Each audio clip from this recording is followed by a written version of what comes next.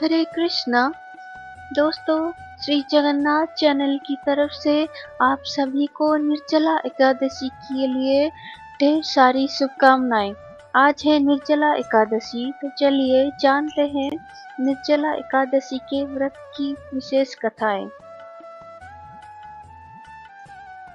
भीमसेन व्यास जी से कहने लगे कि हे पितामह, भ्राता युधिष्ठिर, माता कुंती, द्रौपदी, अर्जुन, नकुल और सहदेव आदि सब एकादशी का व्रत करने को कहते हैं, परंतु महाराज मैं उनसे कहता हूँ कि भाई मैं भगवान की शक्ति पूजा आदि तो कर सकता हूँ, दान भी दे सकता हूँ, परंतु भोजन के बिना नहीं रह सकता। इस पर व्यास जी कहने लगे कि हे भीमसेन, यदि तुम नरक को बुरा और स्वर्ग को अच्छा समझते हो तो प्रति मास की दोनों एकादशियों को अन्न मत खाया करो। भीम कहने लगे कि हे पितामह, मैं तो पहले ही कह चुका हूँ कि मैं भूख सहन नहीं कर सकता। यदि वर्ष भर में कोई एक ही व्रत हो तो वह मैं रख सकता हूँ, क्योंकि मेरे पेट में वृक्ष नाम वाली अग्नि है, सो मैं भोजन किए बिना नहीं रह सकता। भोजन करने से वह शांत रहती है, इसलिए पूरा उपवास तो क्या, एक समय भी बिना भोजन किए रहना कठिन है। अतः आप मुझे कोई ऐसा व्रत बताइए जो वर्ष में केवल एक बार ही करना पड़े और मुझे स्वर्ग की प्राप्ति हो जाए।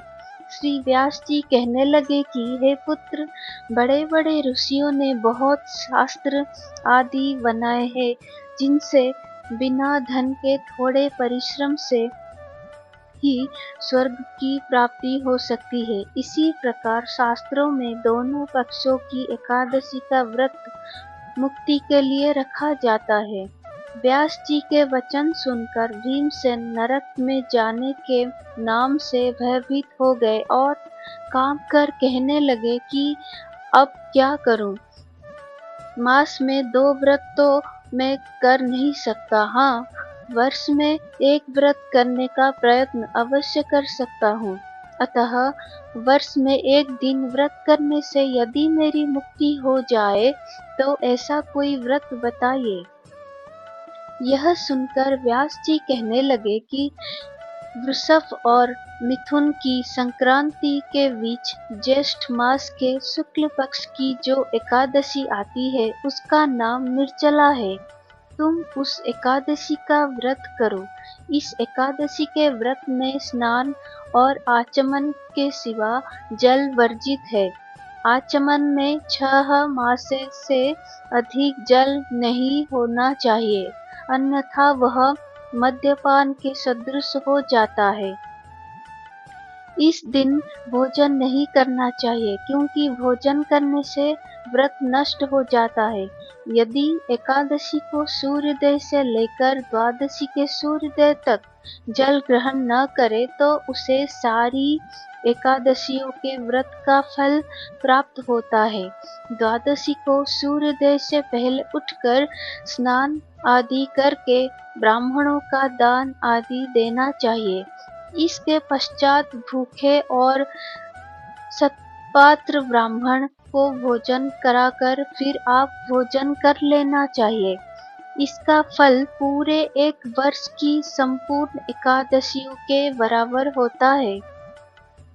व्यास जी कहने लगे कि हे भीमसेन, यह मुझको स्वयं भगवान ने बताया है। इस एकादशी का पुण्य समस्त तीर्थों और दानों से अधिक है। केवल एक दिन मनुष्य निर्जल रहने से पापों से मुक्त हो जाता है।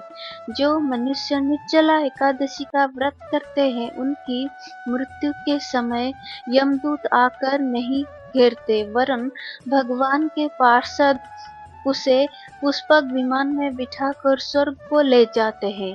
अतः संसार में सबसे श्रेष्ठ निर्जला एकादशी का व्रत है, इसलिए यत्न के साथ इस व्रत को करना चाहिए। उस दिन ओम नमो भगवते वासुदेवाय मंत्र का उच्चारण करना चाहिए और गोदान करना चाहिए।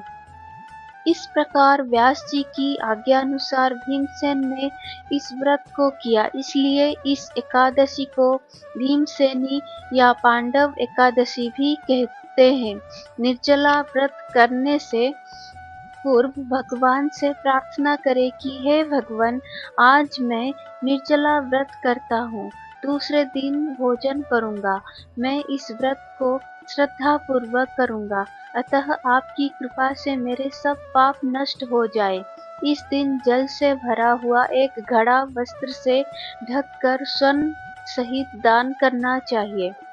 जो मनुष्य इस व्रत को करते हैं उनको करोड़ों पल सोने के दान का फल मिलता है, और जो इस दिन यज्ञादि तक करते हैं उनका फल तो वर्णन ही नहीं किया जा सकता। इस एकादशी के व्रत से मनुष्य विष्णु लोक को प्राप्त होता है। जो मनुष्य इस दिन अन्न खाते हैं वे चांडाल के समान है, वे अंत में नरक में जाते हैं। जिसने निर्जला एकादशी का व्रत किया है वह चाहे ब्रह्म हत्यारा हो, मद्यपान करता हो, चोरी की हो या गुरु के साथ द्वेष किया हो, मगर इस व्रत के प्रभाव से स्वर्ग जाता है।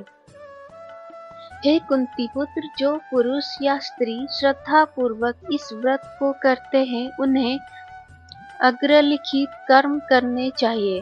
प्रथम भगवान का पूजन, फिर गोदान, ब्राह्मणों को मिष्टान व दक्षिणा देनी चाहिए तथा जल से भरे कलश का दान अवश्य करना चाहिए। निर्जला के दिन अन्न, वस्त्र, उपाहन, ज्योति आदि का दान भी करना चाहिए। जो मनुष्य भक्ति पूर्वक इस कथा को पढ़ते या सुनते हैं उन्हें निश्चय ही स्वर्ग की प्राप्ति होती है। हरे कृष्णा।